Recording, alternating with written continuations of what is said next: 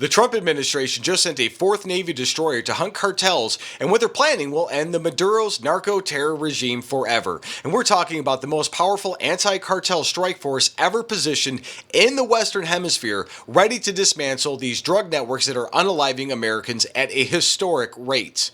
And Venezuela's communist dictator Maduro has turned his country into a narco-terror state, partnering with cartels to flood America with the deadly F powder that starts with F that unalives over 100,000 Americans every single year. Meanwhile, the Venezuelan people suffer under brutal oppression while the resources fund cartel operations targeting our children.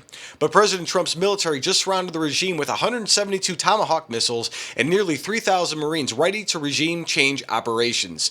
The USS Stockdale arrived carrying advanced combat systems designed to eliminate multiple cartel targets simultaneously. So tell me in the comments, should America launch military operations to remove Maduro, stop the cartels, and free the Venezuelan people? Let me know below. So my name's Tom. I'm with the Daily Beltway. I'm also publisher of the Illinois Review and a White House correspondent for the Next News Network. And if you guys get a chance, please hit that subscribe button. Maybe leave a comment, a like, something, even a thumbs up, or I voted for this, because we all did. Let us know what's going on. So recently, the United States launched an ICBM test right outside the Dominican Republic that's a stark reminder of the striking power that our nation can bring to bear and a clear message to the Maduro regime. Check this out.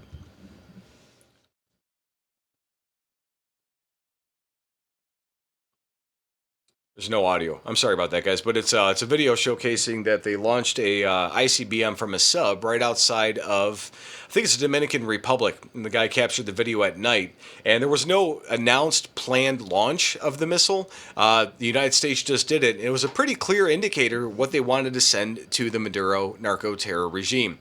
So the USS Stockdale just pulled into Panama. It's a fourth guided missile destroyer now operating in the SOUTHCOM area of operations alongside surface combatants, amphibious ships, and intelligence platforms. This force is positioned not for a fight over resources, but to break transnational criminal organizations that now resemble paramilitary networks. And cartels today are not just smugglers. They run logistics hubs, control ports, bribe officials, and traffic people and weapons, often under the cover of failing governments. And when state institutions crumble, these criminal enterprises expand fast, and external actors can exploit the chaos. And that's a cascade everyone in Washington fears. Cartel plus power plus political collapse equals a humanitarian disaster and a sprawling security threat on our nation's doorsteps. Do you guys think the U.S. should use force to prevent cartel expansion into failed states? Or should they focus on targeted interdiction and law enforcement? Leave your answer in the comments below. So Panama is central. Its naval base and the canal are choke points where interdiction operations can have outsized effects. It's kind of amazing, like day one, they went after the Panama Canal. Everybody's like, don't do that. It's pretty obvious why they did that. With destroyers, drones, and PA patrol aircraft working together, SOUTHCOM can choke off maritime routes cartels use for trafficking and disrupt the networks that sustain them. And this is where it all changes. Intelligence has flagged growing coordination between narco-terrorist groups and overseas backers seeking influence in the hemisphere. You all know who I'm talking about.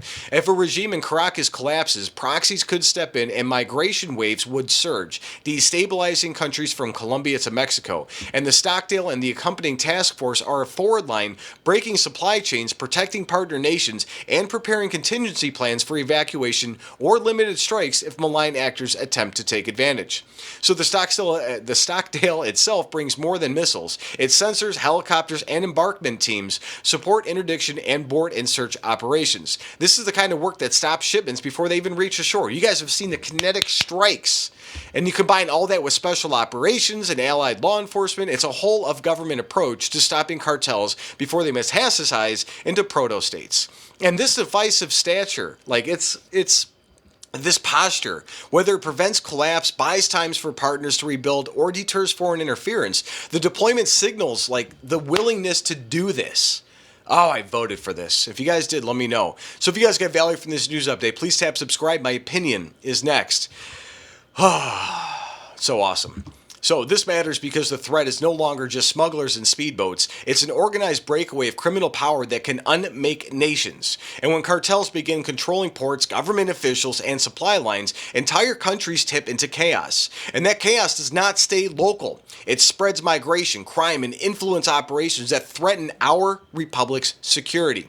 And the Republic, our nation, has a duty to protect its neighborhood, to back partners who fight graft, and to deny criminal networks a chance to fill a power vacuum. Deploying ships, Marines, and intelligence isn't warmongering, folks. Sorry about that. It's prevention. Sorry. We show strength not to dominate, but to stabilize. So stay informed, stay engaged, and ask your representatives whether we're doing enough to stop cartels before they come states. And we all know the Trump admin is not playing around. Check it out.